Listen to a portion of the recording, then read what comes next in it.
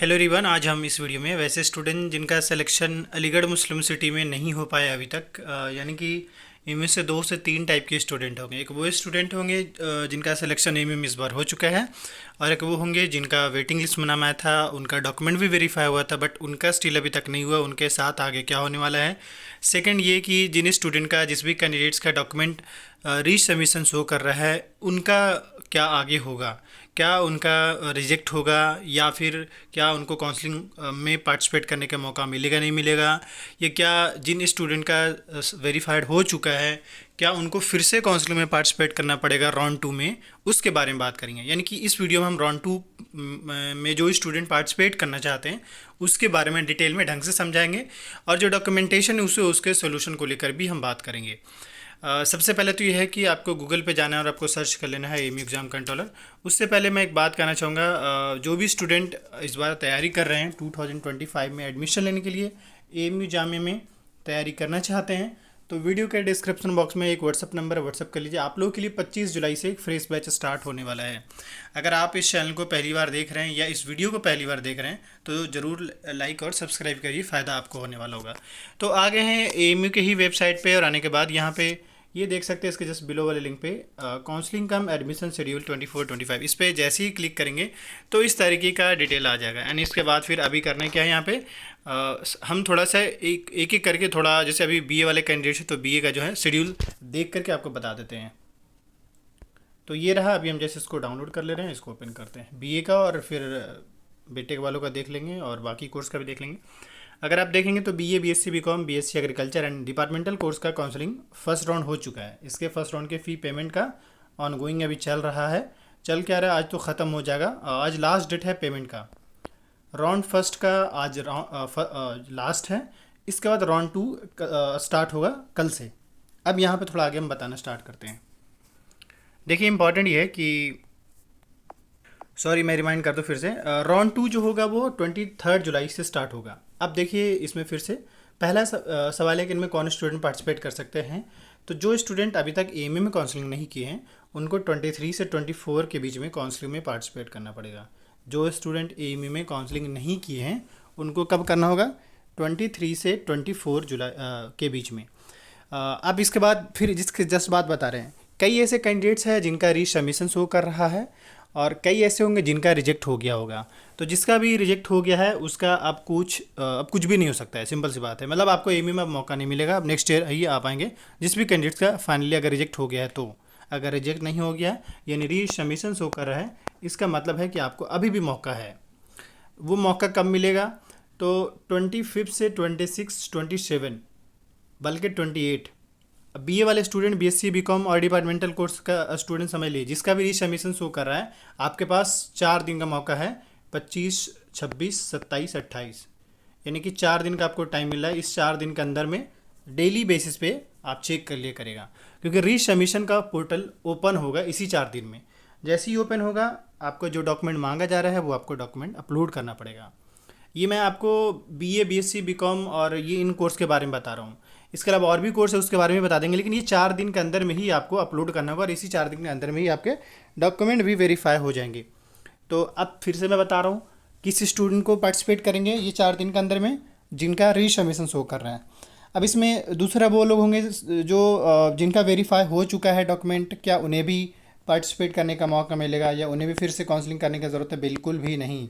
आप जो कैंडिडेट्स एक बार काउंसलिंग में पार्टिसिपेट कर चुके हैं उनको दोबारा से काउंसलिंग करने की ज़रूरत नहीं है। बिल्कुल आप कर ही नहीं पाएंगे, ऑप्शन ही नहीं आएगा आपके पास कि आप दोबारा से कर सकें पहला। तो इसलिए जो जिनका वेरीफाइड हो चुका है, हाँ उन लोग जिसका वेरीफाई हो चुका है उन लोगों के पास एक ऑप्शन आ सकता है मेरे हिसाब से, प्रीफरेंस ऑर्डर जो आपने डाला है उसको रीअरेंज करने का, मतलब ऊपर नीचे कर सकते हैं। प्रीफरेंस ऑर्डर में आप चेंजेस कर सकते हैं, वो भी किस डेट में, इसी डेट में। यानी कि अब देखा जाए तो जो वेरिफिकेशन का टाइम 25, 26, 27, 28, यानी यही 4 दिन के अंदर में आप प्रीफरेंस ऑर्डर जो अपना रीअरेंज कर सकते हैं। तो ये सेम सीन सबके साथ होगा, मतलब 11th वाले भी, डिप्लोमा वाले भी, BA, BSc, BCom, BTech, BLLB, जिस किसी भी कोर्स में जहाँ पर आपका प्रेफरेंस का सीन है वहाँ पे ऑप्शन रहेगा। तो वो आपका हो सकता है किन स्टूडेंट का जिनका सिलेक्शन नहीं हुआ, जिनका वेरीफाइड हो गया उनके पास ऐसा ऑप्शन आएगा। तो मेरी बातों को एक बार भी नहीं से दोबारा वीडियो को देख लीजिए कि प्रेफरेंस ऑर्डर चेंज करने के पास ऑप्शन आएंगे आपके पास। तो ये राउंड 2 चलेंगे। एंड इसके बाद जो है फिर 29 जुलाई को तैयार किया जाएगा, और 30 से 31, मतलब 29 जुलाई तक आपका फॉर्म लिस्ट 2 आ जाएगा, और 30 से 31 के बीच में आपके फॉर्म लिस्ट सेकंड जारी होंगे और आपको पेमेंट करना पड़ेगा। एक दिन का आपको टाइम मिल रहा है पेमेंट करने का। एंड फिर वही अगर मान ली सीट्स खाली रहता है तो राउंड 2 चलेंगे, इस तरीके से राउंड 3 चलेंगे। इसके अलावा यहाँ पे एक, अभी तो चलिए मैंने BA BSc BCom के बारे में बता दिया। इसके अलावा हम एक बात और ऐड कर दें कि चलिए पहले एक बार कॉमर्स वाला भी देख लेते हैं थोड़ा। अब कई ऐसे स्टूडेंट हैं जो चाह रहे हैं कि हमारा ब्रांच चेंज हो जाए, कैसे होगा? तो उसमें मैंने बताया कि बिना पेमेंट किए तो आपका चेंज होगा ही नहीं होगा। तो इसलिए इस बात का थोड़ा सा ध्यान रख लीजिएगा, ठीक है? पेमेंट करेंगे तभी कुछ हो पाएगा, नहीं करेंगे कुछ नहीं हो पाएगा। अगेन हम थोड़ा सा इन शॉर्ट में 11 science, humanities, commerce and diploma वाले कैंडिडेट्स के बारे में बात कर लेते हैं। फॉर्म लिस्ट 2 की अगर हम बात करें तो देखिए, जो स्टूडेंट पार्टिसिपेट नहीं किए थे उनका आज लास्ट डेट है काउंसलिंग में फर्स्ट टाइम। पर जिन स्टूडेंट का रीसबमिशन शो कर रहा है, जिनका रिजेक्ट नहीं हुआ, क्योंकि रिजेक्ट का कोई ऑप्शन नहीं बचा है, रिजेक्ट वाला एक ही ऑप्शन है कि आप AMU कंट्रोलर जाइए, शायद वहाँ कुछ हो जाए, वरना आप कुछ हो नहीं सकता आपका। तो अगर देखा जाए यहाँ पे रीसबमिशन का, तो जिस भी कैंडिडेट्स का रीसबमिशन का ऑप्शन आया है उनका 24, बल्कि यहाँ से 22, 23, 24, 25, ये 4 दिन आपके फिर से बहुत इंपॉर्टेंट है। कल से आपका 4 दिन बहुत इंपॉर्टेंट होने वाला है, क्योंकि इसी 4 दिन के अंदर में ही रीसबमिशन के सेक्शन पे आपको अपलोड करने का ऑप्शन आएगा फिर से। अब कहेंगे अच्छा, अब यहाँ पर फिर वही जो मैंने अभी BA BSc BCom वाले को बताया, सेम आपके साथ भी रिपीट होता है, आपको अलग नहीं है, आपके साथ भी सेम होने वाला है कि 4 दिन के अंदर में ही आपको पता चल जाएगा कि भाई आपको डॉक्यूमेंट अपलोड करना है, फिर आपका वेरीफाई भी होगा। अगर आप जो डॉक्यूमेंट मांग रहा है वो डॉक्यूमेंट अगर देंगे तो वेरीफाई हो जाएगा। नेक्स्ट अगर ऐसे ही राउंड 2 चलेगा, राउंड 3 फिर जब वेरीफाई होगा तो आपको पेमेंट करना पड़ेगा। बाकी बातें तो मैंने समझा ही दिया है। अब एक बार थोड़ा सा मैं बीटेक वाले कैंडिडेट्स के बारे में एक बार बात कर लेते हैं। तो ये बीटेक का है, और बीटेक का भी जस्ट मैं ओपन कर लेता हूँ। ऐसे ही देखिए, मैं इन शॉर्ट में सारे कोर्स का मैं समझा देना चाह रहा हूँ। ये रहा। अब बीटेक के अंदर देखिए इतने सारे कोर्स थे, MBA BLLB सब इसी के अंदर था। इन लोगों का भी देखिए कि राउंड 2 का जो है स्टार्ट होया हुआ है, 18 जुलाई से ही हुआ था, लेकिन इनके लिए जो है कल तक है ऑप्शन, मतलब सॉरी 23 तक है। तो आप थोड़ा काउंसलिंग पोर्टल जरूर चेक कर लीजिएगा। जिस भी कैंडिडेट्स का रीसबमिशन शो कर रहा है उन लोग का मतलब रीसबमिशन की जगह पे डॉक्यूमेंट अपलोड करने का ऑप्शन 23 जुलाई तक ही है। तो एक बार थोड़ा देख लीजिएगा, 24 कल भी और परसों भी में भी आपके पास ऑप्शन आ जाए अपलोड करने का, किन स्टूडेंट को जो रीसबमिशन जिसका शो कर रहा है। अब चलिए बात कर लेते हैं डॉक्यूमेंटेशन को लेकर। देखिए DS कैटेगरी को लेकर अगर इशू आ रहा है तो वो अगर रिजेक्ट हो भी गया तो उससे कोई बड़ा प्रॉब्लम नहीं है, वो सॉर्ट आउट हो जाएगा। क्योंकि अब DS में मान ली यूपी आता नहीं है, बिहार भी नहीं आता है, इसके अलावा आपका मध्य प्रदेश हो गया। तो अगर आपने गलती से डाल भी दिया तो ऐसा नहीं कि आपका एडमिशन कैंसिल हो जाए, रिजेक्ट कर देगा, ये नहीं, ये डॉक्यूमेंट रिजेक्ट जरूर हो जाएंगे, उससे कोई बड़ा प्रॉब्लम नहीं है। पर हाँ, जिस भी कैंडिडेट्स का 10th की मार्कशीट की वजह से, 12th की मार्कशीट की वजह से, ग्रेजुएशन की मार्कशीट की वजह से रिजेक्ट किया है, उनका सोल्यूशन फ़िलहाल बस यही है कि 10th की मार्कशीट जो है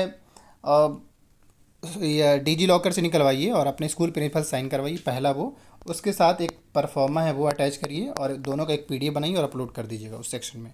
होपफुली वो कर देंगे वेरीफाई।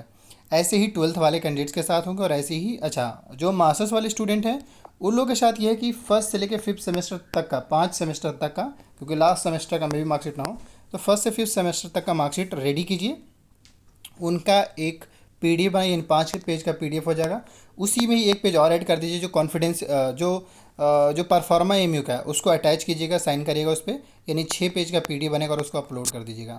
बिहार बोर्ड के जो कैंडिडेट्स हैं उनके साथ प्रॉब्लम ये था कि उनका वेब कॉपी वाला है मार्कशीट, तो उस पर भी आप साइन करवा के, और आप क्या एक तो साइन करवाइएगा उस पर वेब कॉपी वाला पे, दूसरा परफॉर्मा, और तीसरा आप जो है जो आर्टिकल पब्लिश किया गया था, यानी बिहार बोर्ड ने अपनी बिहार बोर्ड का जो ट्विटर का अकाउंट है उस पर जाइएगा और देखिएगा कि उसने रिसेंट में क्या अपडेट किए हैं, वहाँ से उस आर्टिकल को कलेक्ट करिए और उसको अटैच करिए PDF फॉर्म में, यानी 3 पेज का PDF, और लगा दीजिए और अपलोड कर दीजिए। क्योंकि बिहार बोर्ड ने कहा है कि जो वेब कॉपी वाला जो मार्कशीट है, फिलहाल इसी से ही एडमिशन होंगे, जितने भी स्कूल कॉलेज हैं अभी इसी से ही एडमिशन लेना होगा उनको, तो उन्होंने कहा है तो वो बोला आप अटैच कर सकते हैं।